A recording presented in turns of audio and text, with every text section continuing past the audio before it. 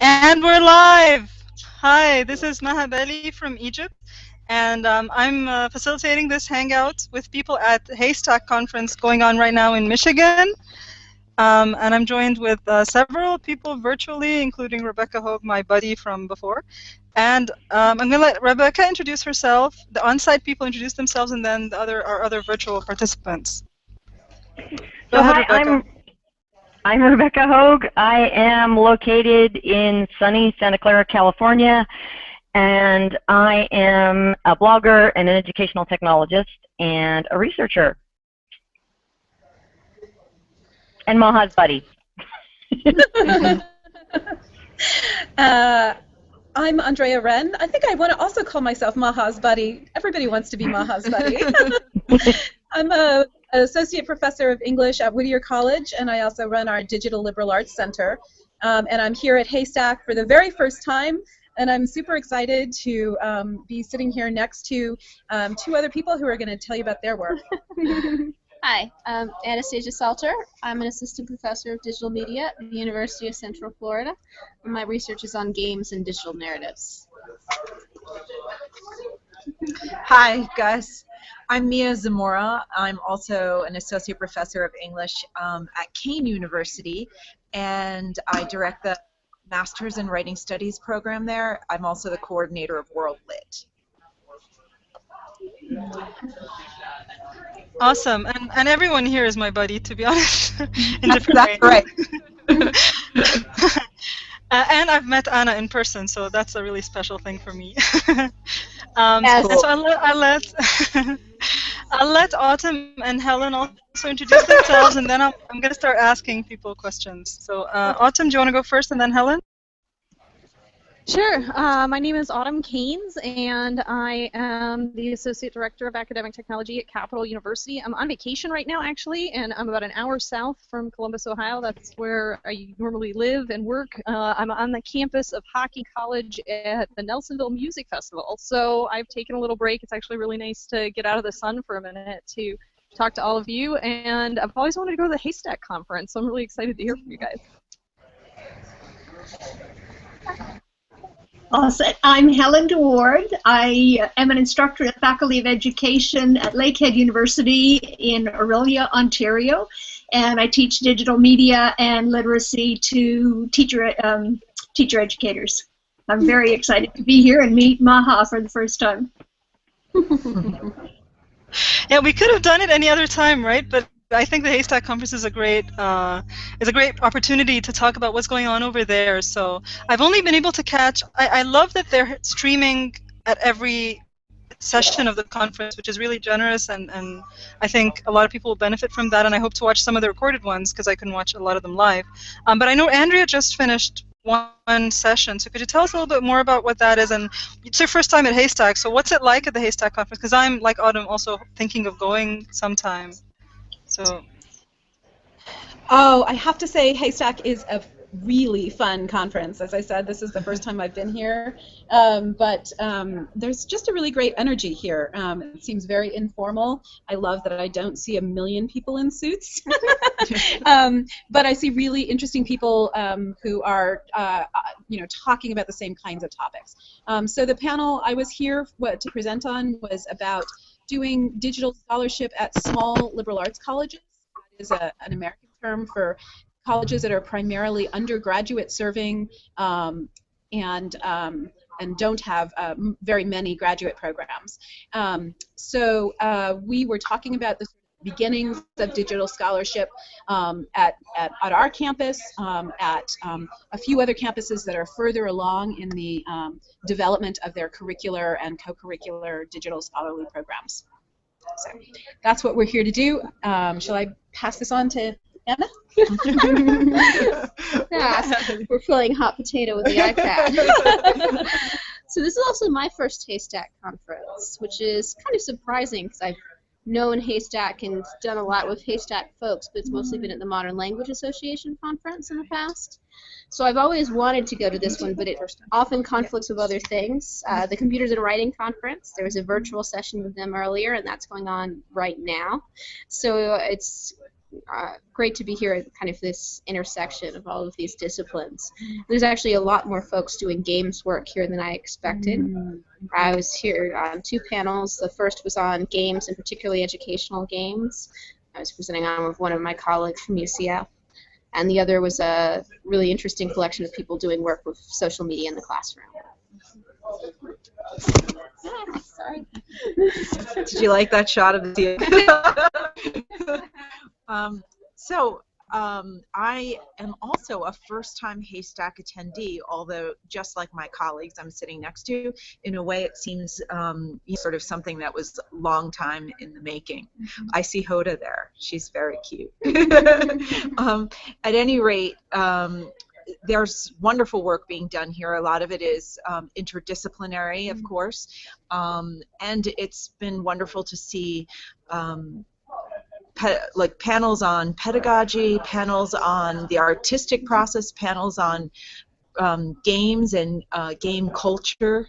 All kinds of different conversations are being had. I just came from a wonderful installation project, basically an electronic literature presentation. So there's a variety of different kinds of conversations that are happening here, and they're all very stimulating.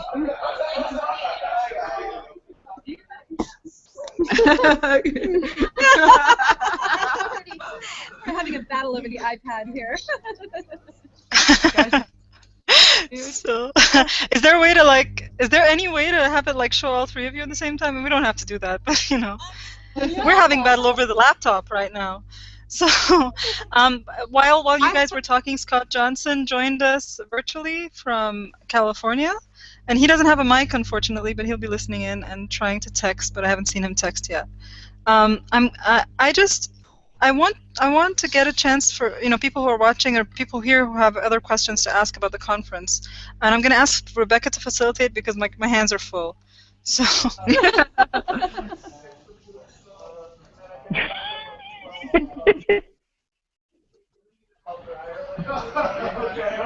Well, I wonder if we can start with asking the 3 folks on site if they can tell us a little bit more, 2 minutes or less, kind of about their presentations.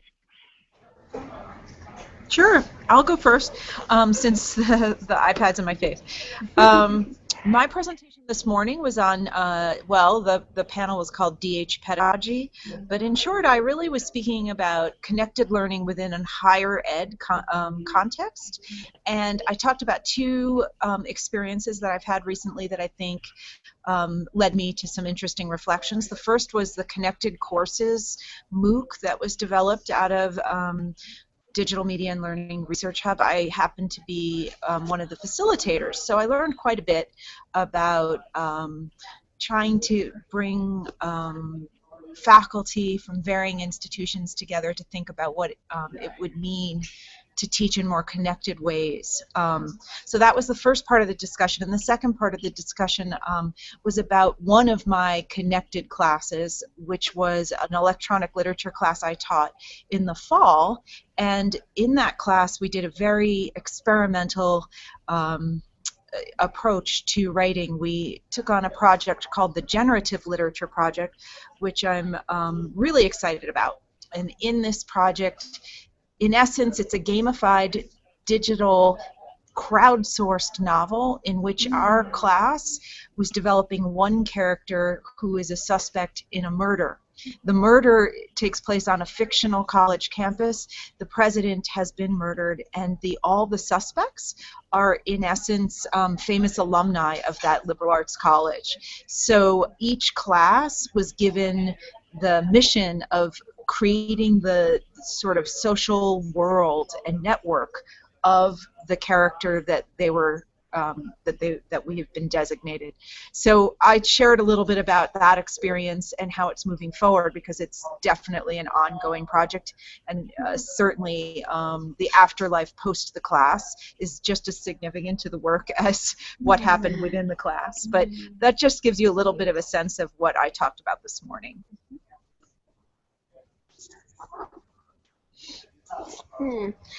Well, let's see. I remember. Cool. Thank you, Mia. It was under development. Yeah, it's still under development. Sorry, in the best sense. cutting in and out for me. Oh, okay. Yeah. Let's so. hold this still. Did you want to talk about your? Yeah. Okay, you go for it. Okay, sure. Wow. Can you hear us? I see that you have frozen on our end. Okay. Yeah, I think you just need to, whoever's talking needs to hold the device closer to them so that they're getting picked up by the microphone. Does that work better? I think we just have to. Okay. Yeah, we might have a bit of a poor You have Wi-Fi. to say a little more. Okay.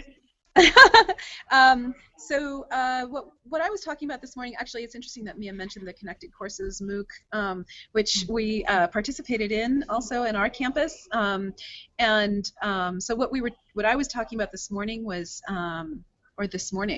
about half an hour ago, which is afternoon, was our at Whittier to build a liberal arts program that is centered in scholarship.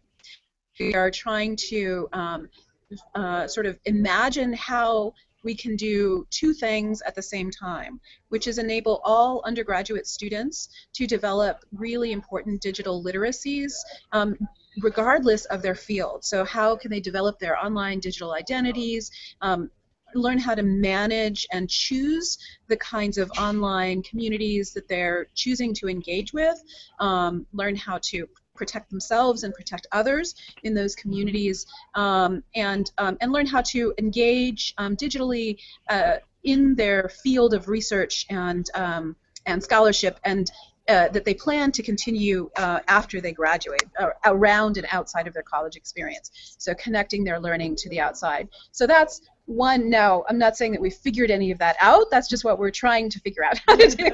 And then the other prong is to, for those students who are really interested in pursuing deeply engaged digital scholarship projects, to help them in their undergraduate research. So we have a curricular program where students design as juniors a senior project.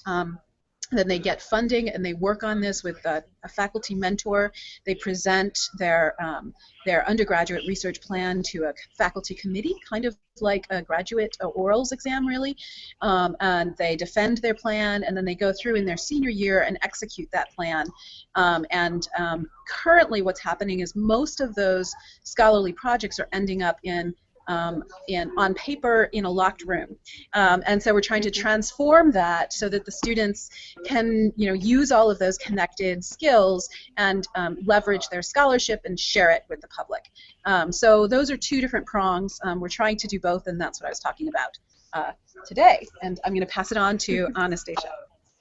Well, what I was talking about yesterday. Ooh, can you hear me at all? Yeah. So, Yep. Okay, good. Your video is very delayed. Yeah, yours is delayed for us as well. So I suspect that hotel internet connections are not particularly good. Okay, well, you're a little bit, you're a little bit difficult to hear, Anna. I think figure out which side of the iPad has the microphone and talk a little bit towards it. Do you know which side is your mic? I mean, I'm pretty much talking right in it, so. Okay, that's better. All right. And make sure your finger's not on it. Yeah, it's not. No. All right, so I was here with a colleague, Carrie Watson, presenting on basically kind of an adventure alternate reality game we developed for her art history course. So the students participated in a normal lecture class half of the time, and the other half was a game online where they were recruited into a secret society and got to unravel clues and figure out the identity of the organization they've joined. Andrea, that sounds like a good idea for the TVSZ, next TVSZ we do together. Like, try something like that.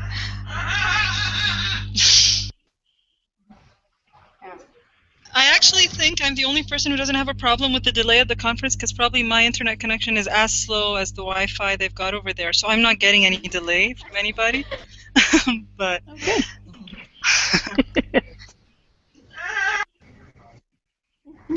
So I was wondering if Autumn or Scott or Helen have any questions they want to ask or anything they'd like to share. I've asked them in the text, but I'm not sure if they can see the text. So. Go ahead, Helen. Say that out loud. You just wrote something in the text. Go ahead and ask it.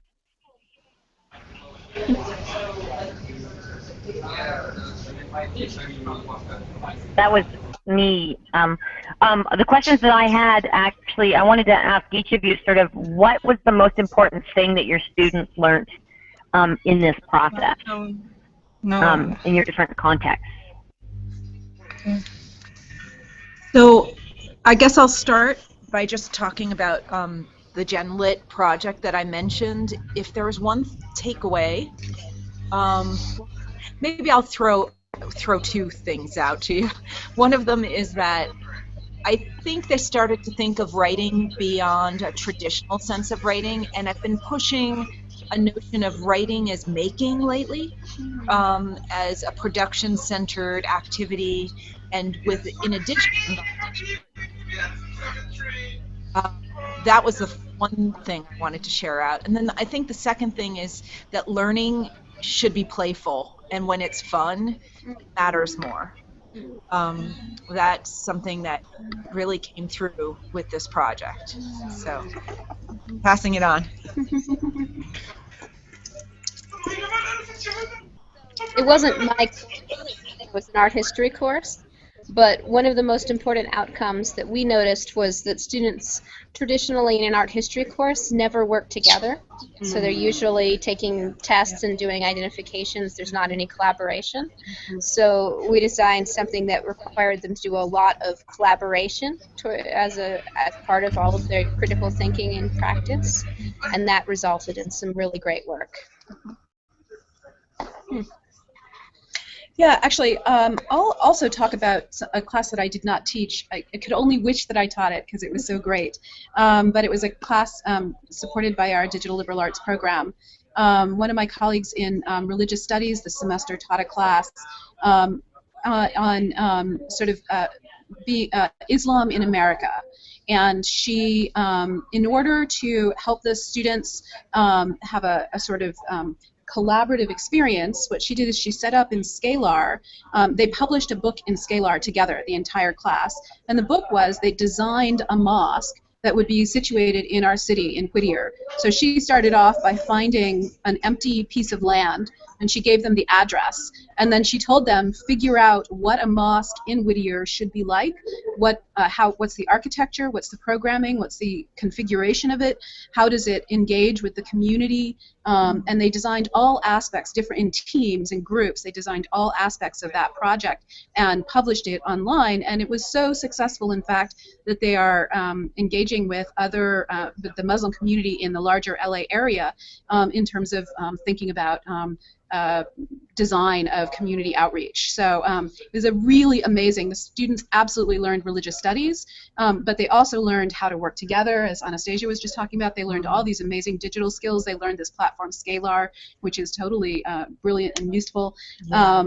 And they also engaged with real people in the world who found their work useful, and therefore the students found their work useful, right? They found a real audience, and their scholarship mattered in a way that maybe it doesn't always matter. It's not those connections aren't always as obvious.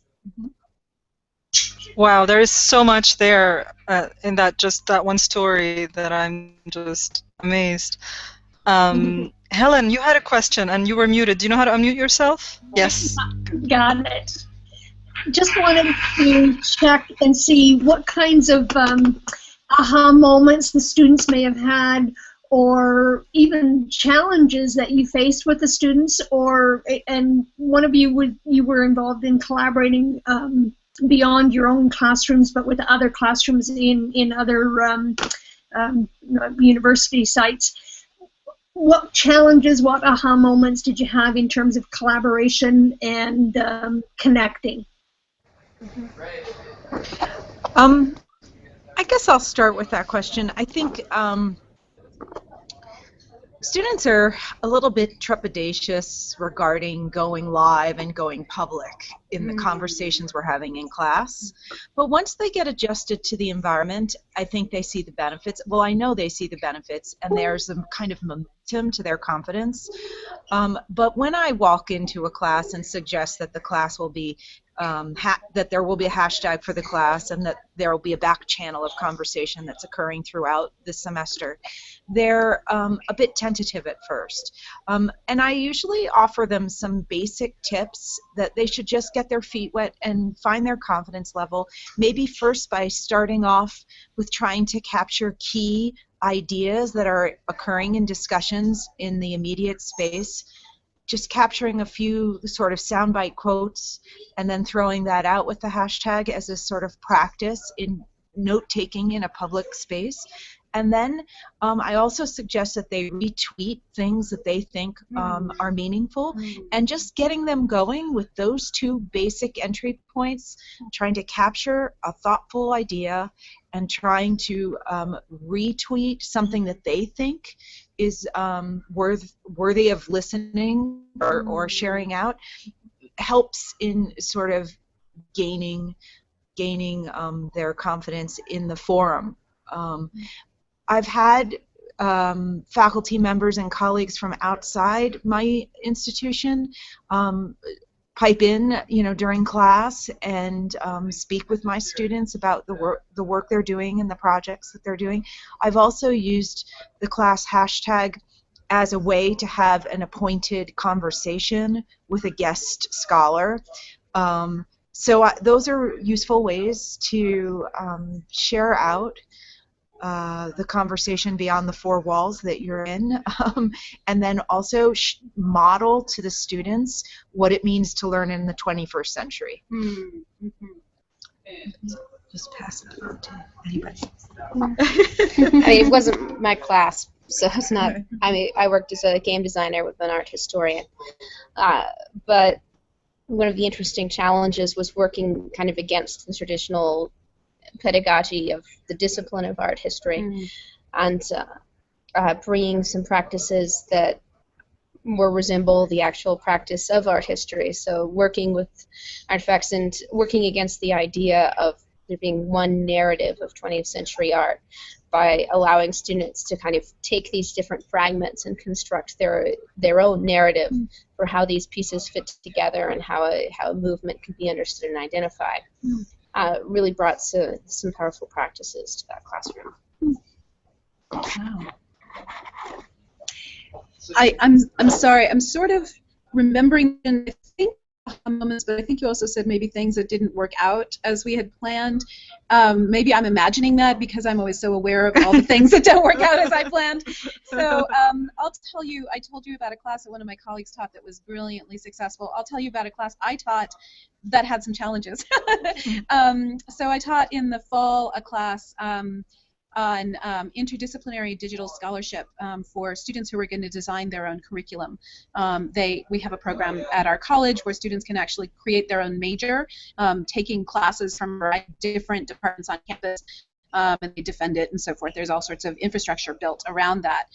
So I thought that this class would be perfect for students who wanted to connect beyond the college, because the whole idea is they want to major in something that we don't already offer at the college. And so I thought, well, these students above all should find scholars elsewhere to connect with to guide them in their research. So I was using principles from connected courses that Mia talked about earlier, and my idea was getting my students on Twitter, getting them to connect to scholars in the larger world in their individual fields, and every student in the class had a different field. So that was a brilliant plan in my head. I had a brilliant group of students, and what I realized about halfway through the semester was that the students come to a private liberal arts college, and my classroom in particular, because they want that kind of intimate learning in a small classroom setting where they're really talking to each other and they're learning from me and from other professors that are there with them in the room, talking to them in a sort of small group setting. And so the idea of connecting digitally was not that exciting to them. In fact, it's sort of not what they wanted. So halfway through the class, we continued to do that, but I also started bringing in guest speakers from the campus so that they could have both of those sort of embodied experience, that digital, that liberal arts experience, and then trying to talk about how that could be reimagined. The digital connections could be imagined as embodied and intimate. But I realized halfway through class, in other words, that I needed to explain how the digital can also be an intimate and sort of connection, like the liberal arts experience can also be a connection, right? So I don't know if that's clear enough, but it was a learning experience for me in any case. That's really interesting. Yeah, that's really interesting because I don't think people can actually imagine how intimate the digital can be. I'm particularly intimate with almost every single person in this hangout. And I don't think anyone can understand that unless they experience it, and then to experience it you have to open up yourself to it. And I guess maybe for students to do that with someone who's like a mentor or much older, maybe I'm assuming they get intimidated with that. Like when we were doing TVSD, they were comfortable talking to Andrea's students and the other students because they knew they were students as well. But to ask, to tell them, well, now you can talk to, whoever famous person in that field, maybe they feel more into. I mean, even I guess we do a little bit, but there are more people who are peers than. I think also there's something to be said for the face-to-face world, because I was teaching online, but at a predominantly face-to-face university. And so you ask your students to do group work, and they set up times where they can meet face-to-face, even though the intention was to learn how to collaborate online. And so the fact is that there's this whole digital literacy skill of collaborating online that we need to, unless students are forced to do in some ways, they will fall back on what they've always done, which is face-to-face. Yeah. Yeah, I agree with that. And I also think, in addition to forcing them, I want to come back to a word that Mia used a little bit earlier, something about playfulness, right? It needs to be fun, and it needs to have a meaning for them. Like, what's the value of connecting online? A lot of them, they grew up with social media in high school, and there's a lot of bullying, and there's a lot of sort of social unpleasantness on those platforms. And so imagining how those platforms can become places for scholarly engagement that's not socially unpleasant, but actually is socially bonding, is, I think, we have to really pay attention to their context, and try to connect what my maybe sometimes a little bit too utopian imagination of the digital to their experience, which is often not as utopian. Yeah.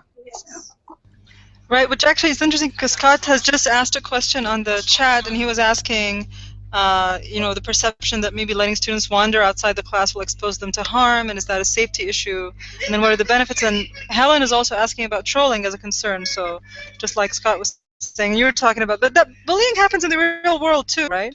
So why is it there's just an article that came out on hybrid pedagogy about pedagogy of trolls. I don't know if anyone's read that. That's something that could be interesting to talk about. But I mean, I was wondering what you guys think of that, and do you think that trolling, there's a bigger chance of things like that happening on the internet, or is it just a reproduction of what happens face to face? All right. Actually, I was on a panel where we talked about that this morning, and particularly my whole talk was kind of to caution against the idea of bringing students into social media spaces as a requirement without awareness of what that entails. And I'm actually pretty much entirely against assignments that require students to engage publicly using their real identity on anything, but especially in spaces and contexts where activist issues and particularly violent trolling has been a concern. And I do think in digital humanities we take this idea of public scholarship and kind of put it on a pedestal, and we model it for our students. We ask our students to engage in it, and we ignore the fact that participation has different consequences for different people, and particularly for people who are more marginalized to begin with. And particularly when you're talking about students who don't necessarily understand these spaces or the consequences of what they're doing yet, I think we have to be very careful about how we structure those sorts of assignments and what we encourage students to do when they're still developing their online identity and figuring out how to be present in spaces that, frankly, just look at poor Justine Sacco, who most people don't want to defend her. She tweeted one bad joke about AIDS in Africa. Was it a bit racist? Was it just, a bad throwaway that on Saturday Night Live you maybe get outraged for a moment and then forget? It wasn't worth destroying her entire career and life over, but that's what happened. So yes, bullying exists everywhere, but the consequences of participating in an online space can be immediate, they can be brutal, and they can never go away.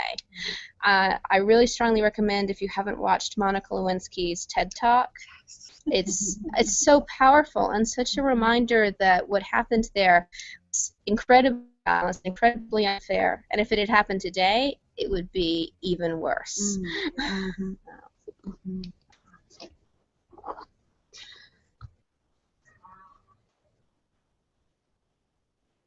Well, I mean, I was just thinking the part where Anna was talking about, they're still developing their online identity. They're just developing their own identity altogether, right? If they're freshman students or really young, but then also adults make those mistakes too. I remember I posted something on Facebook once, so I was really angry, and I'm not going to say what it is, but everyone told me, delete that, and everybody, like my mom, my husband, my friends, were going after, trying to tell me, no, it hasn't been deleted, because it's so hard to erase something once it's been up there.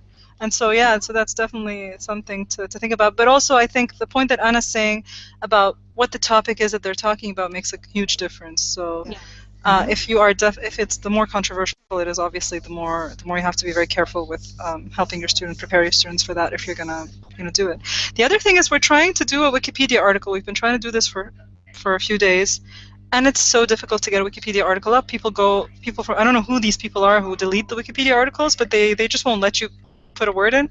And that reminds me a lot of the feminist issues that people have been having with Wikipedia as well, is that it's difficult to get something on Wikipedia. Has any of you had experience with that? So this is like a really personal question that has to do with Haystack, but Autumn knows what I'm talking about, and Helen as well. It does. There was a panel on that this morning. There was a panel, the hashtag for it is DH Limits, and they had some conversation there about Wikipedia in particular as a very troubling and problematic space, and one of the panelists said something, I only saw it on Twitter, there was something about how they had just stopped bringing students into Wikipedia as a classroom assignment because what happens there can be just so destructive to their desire to participate in any space of this kind. And it's also a reminder that things that, I mean, there's this question of kind of subjects that have controversy around them, but then there's also the fact that for some people, particularly like a black trans woman, to even express an identity and exist in a public space is already controversial, right? So participating in even the most innocuous ways or editing Wikipedia seem to be not controversial at all. With a name that sounds feminine, you can still get a lot of problematic and negative feedback. So it's not just the topic of conversation, it's fundamentally who is expected to be visible, who's invited to the table, and who gets systematically driven away. Right. Yeah, this is so important. In fact, it's reminding me that one thing I did do right in that class I was just telling you about how wrong I did it, was that at the beginning we read an article called The Rise of the Real Name Web, and we read some other articles, and then I had students actually fill out a contract where they decided who they were going to be on social, because I required them to use Twitter and blog, and so they chose to either use their real name and explain why, or they chose to create an identity for themselves, and they put that down on a piece of paper, not digitally, because then it could be completely not connected to them in any way, right? And on Twitter you can create anonymous accounts, and then we actually spent 2 class periods discussing that sort of choice of who to be community, and the pros and cons, and the durable pseudonyms versus completely anonymous, and all those kinds of things. And I think in some ways that's maybe the most important thing we did in the entire semester, for students to learn that. And I totally, by the way, stole that assignment from Haystack, actually. I found it on a blog, and I'm just losing the name of the person who wrote it, but I'll remember it in a second, and I'll tell you who it is. Speaking of that, I really love the part in Haystack where people share their teaching. There's a blog and there's this new space where you share teaching ideas, and they're categorized by what kind of teaching idea, and I love that one. And it's really cool for inspiration if you want to try something new in your class and you just want one place to go and find all of them. So it's good that you mentioned that as well. But also, I'm also thinking that it's very interesting that I didn't get a chance to watch all the live streams, but I've been watching the hashtag, and we're all talking about the same things, even though we're not there at the conference. So this is definitely a conference that I think a lot of us here would like to go to someday soon. I think we better start to sort of wrap up, but if someone else wants to ask anything or somebody else wants to say anything, I mean, I know Autumn hasn't had a chance to talk. I don't know if she has any questions or anything to say. I'm just going to go quiet and see if anybody wants to add anything. Yeah. I'll jump in real quick. First of all, I want to thank all of you. Coming from a small liberal arts school myself, I mean, it's just really amazing work that you're all doing. So it's really encouraging and just wonderful to hear about the work that you're doing. I want to jump on a little bit about when we were talking about that sense of play, and I think that there's something to that when we start asking students, especially students who are going to a liberal arts institution, right? A small residential, like that's the reason why they came, and I mean, like, there's something about what we're doing right now that just makes me so excited. We're in, like, how many different countries right now? We're in, like, 3 different countries. We're spread all over the globe, all of us talking right now. I mean, there's something magical about it for me. But I don't know if it's so magical for a student of a different generation where they grew up with all of these digital tools. It's like, yeah, whatever. And so I wonder if almost, if that kind of steals away some of the sense of play, if it steals away some of the sense of magic and imagination that can come from an experience like this for a student like that. Are you asking whether the digital native, and I put that term in quotes, of course, is less jazzed by what's possible? Is that the question in a little bit? Because I'm just clarifying. Yeah, I guess I'm just kind of thinking out loud, but I guess I'm just curious, does that resonate with any of you? Does that seem like I'm on the right track with that? I think it's a really good question. In my experience, and it might be the kind of student population that I'm working with, but I see their excitement and surprise at what's possible all the time. So I haven't ever encountered a sort of fatigued, been there, done that attitude at all regarding any of the things we've talked about in this webinar.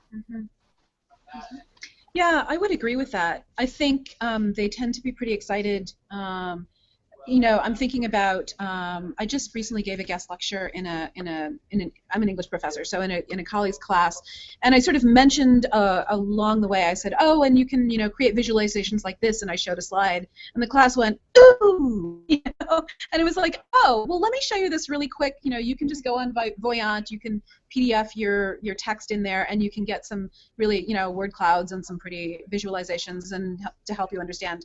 And they were furiously doing it. They were so excited by it. So I think they're excited when they see something. Oh, this could help me achieve, learn something new or achieve an outcome I'm interested in. They're less excited when I try to proselytize and say, you should be on the web more. And they'll say, yeah, no, my friends and I actually make dinner dates where we plan to turn our phones off so that we pay attention to each other, right? So I think I see both sides of that, but absolutely they're excited when they learn something new, and they're not, my students at least, are not digital natives in the sense, in any sense really, but in the sense that they already know how to engage as scholars using digital tools. Yep. Okay. I actually had a really interesting. Go on, go Autumn. I was just going to say, yeah, I think that's a great point. I think that it does need to be contextual. If you can show them something that is going to be of value to them, that's great. If you're just going to generally kind of say, oh, you should be on the web, you should be doing more stuff with the web, that's I think maybe where the difference lies. Some of you might already know this, but I do a Twitter scavenger hunt with my students where I get them to connect with people outside and from all over the world and ask them questions and find resources and stuff. And it was really successful last year, but this year I got a couple of things that made me think. I got students who blogged later that they had been Twitter addicts and had left it, and they had to come back to it for the class. I mean, I had told them they could create new accounts with pseudonyms or whatever, but that had not occurred to me, that someone might have been a Twitter addict, and I mean, I'm one of those, but I didn't know that that was a term, and that it might not be good for them to come back and do it, even if it was a separate account that they only had to open for a day or two. I realized that I hadn't thought of that. And then I also got some criticism from students, and I'm really glad that they could blog about this, that they said, well, we were right together in the classroom, why did you make us sit on our phones? Like, most of the students enjoyed it and enjoyed connecting with people and were excited about that. But a lot of them were like, a couple of them were like, well, we could have done something else. We could have done this at home. Why are we tweeting and why are we wasting our time? So there's that aspect of, like, even if the majority are enjoying it, there might be a couple that are having a problem with it. And I like what Anna was saying, was just not forcing everybody to do that. So I think in the future I'm not going to force them to do that, or I'm not going to make it in a face-to-face class session anymore. I think I better let you guys go. We've been here for like almost 40 minutes, and it's been an awesome conversation. To me, it feels like a condensed haystack session that we just had right here from 3 different wonderful people that I love so much. Does anybody else want to add anything before we go? This has been our own little panel.